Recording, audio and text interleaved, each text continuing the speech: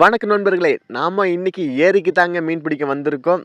எங்கிட்ட வந்து ஒரு ஸ்பைடர் ஹூக்கு, அதே போல் 2 ஃபீடர் ஹூக்கு 2 3 இருக்குது. இப்போதைக்கு 3 ஓட்டிருக்கேன். நான் வந்து ஒரு 4 மணிக்கு அடுத்த போனேங்க. மீன் பிடிக்கிறதுக்கு 4 மணிக்கு தான் போனது. லேட்டாக தான் போனேன். நான் என்னென்ன மாவு யூஸ் பண்ணியிருக்கேன்னா, சத்து மாவு, கோதுமை தவிடு, அடுத்தது ஜிலேபி பவுட்ரு ரெட் கலரு, அடுத்தது முட்டை, ஓகேங்களா. அப்புறம் மைதா மாவு கொஞ்சம், இது மட்டும்தான் ஆட் பண்ணியிருக்கேன். மற்ற எதுவும் ஆட் பண்ண கிடையாது. நம்ம சேனல்லையே எப்படி நம்ம பைட்டு, அதாவது ஃபுட் எப்படி தயாரிக்கிறது, அதே போல் தூண்டி எப்படி மேக் பண்ணுறது, ஸ்பைடர் ஹூக்கு, பால் செட்டு, இது மாதிரி தூண்டில் எப்படி மேக் பண்ணுறதுன்னு சொல்லி தனித்தனியாக வீடியோ போட்டிருக்கு. நம்ம சேனல் புதுசாக செக் பண்ணி பாருங்கள். அதே போல் நம்ம சேனலை மோட்டிவேட் பண்ணுறதுக்கு சப்ஸ்கிரைப் பண்ணுறாதீங்க. சப்ஸ்கிரைப் பண்ணிவிட்டு பக்கத்தில் ஒரு பெல் பட்டன் வருங்க, அதை அழுத்தி ஆள் கொடுக்க மறந்துடாதீங்க. அப்போத்தான் நாங்கள் போடுறது மாதிரி இன்ஃபர்மேஷன் வீடியோஸில் நாங்கள் வீடியோ போட்டால் உங்களுக்கு நோட்ஸ் வச்சுங்களா. நம்ம சேனலில் ஃபிஷ்ஷிங் ரிலேட்டடான வீடியோஸ், அதாவது ஃபிஷ்ஷிங் டிப்ஸு, அதே போல் ஹூக் எப்படி மேக் பண்ணுறது, இது மாதிரி வீடியோஸ் நிறையா வருது. நம்ம சேனலை மோட்டிவேட் பண்ணுறதுக்கு சப்ஸ்கிரைப் பண்ண வந்துடாதீங்க, ஓகேங்களா. நான் வந்து ஒரு 3/4 மணி நேரம் அந்த ரேஞ்சில் ஆகிடுச்சிங்க. ஏன்னா இங்கே வந்து மீன் அதிகமாக இருக்குது, ஜிலேபி இருக்குது. ஆனால் அந்த ரோகு கட்டில் அது மாதிரி மீன் வந்து அதிகமாக வாய் வைக்காது. இப்போ பார்த்தீங்களா, நான் இது வந்து என்கிட்ட வந்து ஸ்பைட்ரு, இது வந்து அந்த பக்கம்லாம் ஃபீட்ரு, ஓகேங்களா. நான் அதிகமாக வந்து ஸ்பைடர் ஹூக் தான் நம்புவேன்.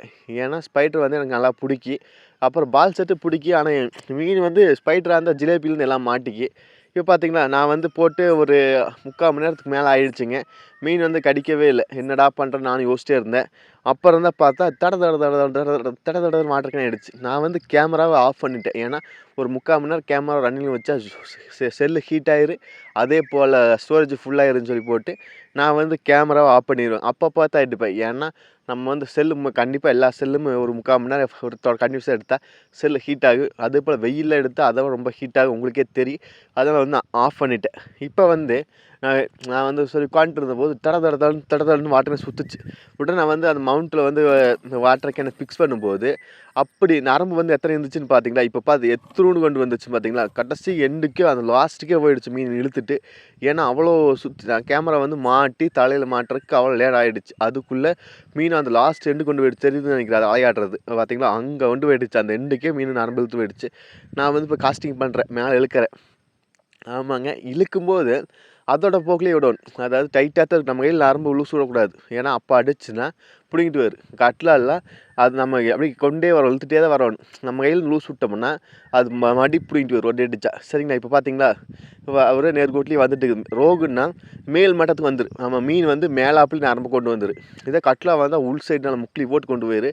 ரோகு வந்தால் மேல் சைடே வந்துரு. மேலே பார்த்தீங்களா, மேல் மட்டத்திலே வருதா, இது வந்து ரோகுன்னு அர்த்தம். பார்த்தீங்களா, தண்ணிக்கு மேல் மட்டத்திலே வந்தால் அது ரோகு. இதை கீழ் மட்டத்துக்கு போயிடுச்சுன்னா கட்லா. இது மாதிரி பார்த்தீங்கன்னா மேலே ஆப்பிலே வருது. நான் வந்து கண்டுபிடிச்சிட்டோம், இது வந்து ரோகு தான். பார்த்தீங்கன்னா உங்களுக்கே தெரியும், இது ரோகு தான். அது ஈஸியாக லேண்டிங் பண்ணிடலாம். எந்த பக்கம் பில்லு இல்லையோ, எந்த பக்கம் மேடு இல்லையோ, அந்த பக்கம் தரத்தனக்கு இழுத்துட்டே வந்தோம்னா நம்ம வந்து மீன் மாட்டி. இப்போ பார்த்தீங்களா 4 இழுதான் அடிச்சு வெளியே வந்து அது வந்து பிடிங்கிடுச்சு. பார்த்தீங்களா ஹூக்கு. ஆமாங்க, ஏன்னா பாத்தில் கொண்டு மீனோட வாய் சாஃப்டாக இருக்குது. அது ரோகோட மீன் ரொம்ப ரொம்ப சாஃப்டாகவே இருக்குது. இந்த மீனோட வாய் கிழிஞ்சிடுச்சு. ஆமாங்க, ஏன்னா அது வந்து தூக்கும்போது அதோட வெயிட் கொடுக்கும்போது அது வந்து நல்லா ஃபோர்ஸ் இழுக்கும்போது கிழிஞ்சு போயிடும். அதனால் நீங்கள் கேர்ஃபுல்லாக லேண்டிங் பண்ணணும்.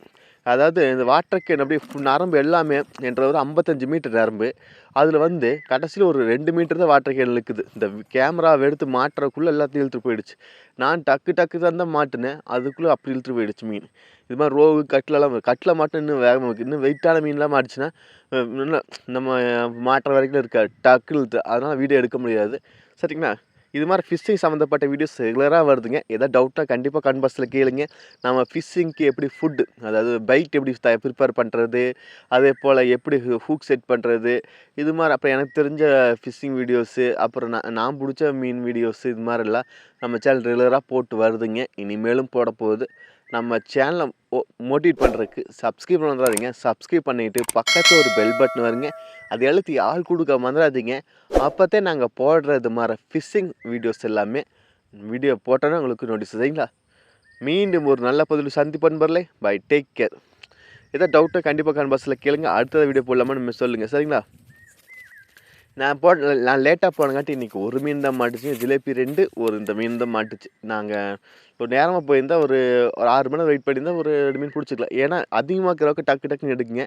ஆனால் கம்மியாக்கும்போது நம்ம லக்கு இருந்தால் தான் எடுக்கு. யாருக்காக இருந்தாலும் சரி, எனக்காக இருந்தாலும் சரி, இல்லை உங்களுக்காக இருந்தாலும் சரி, லக்கு உங்களுக்கு தான் எடுக்கு.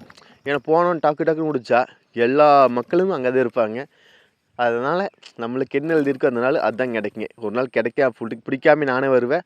அதனால் வெயிட் பண்ணுங்கள், கண்டிப்பாக கிடைக்கும். மீண்டும் ஒரு நல்ல பதிவு சந்திப்பன் மருளே. Bye, take care.